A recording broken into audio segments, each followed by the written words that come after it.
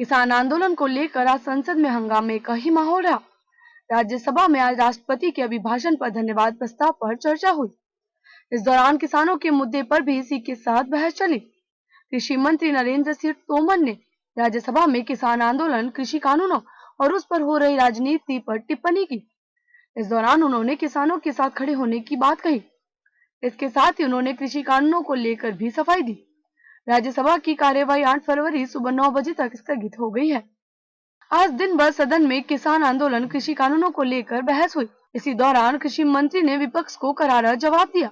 कृषि मंत्री ने कहा कि किसानों को गुमराह किया जा रहा है कि अगर इन कानूनों को लागू किया गया तो अन्य लोग उनकी जमीन पर कब्जा कर लेंगे।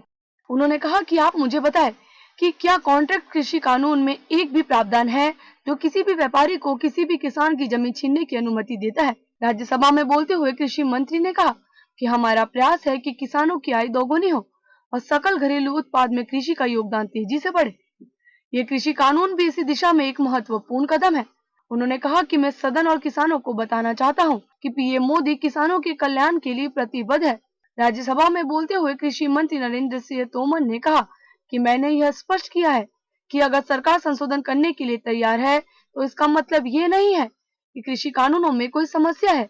एक विशेष राज्य के लोग इसको लेकर गलत सूचना देते हैं। नरेंद्र सिंह तोमर ने आगे कहा कि हमारा ध्यान किसानों के जीवन में सकारात्मक बदलाव लाना है।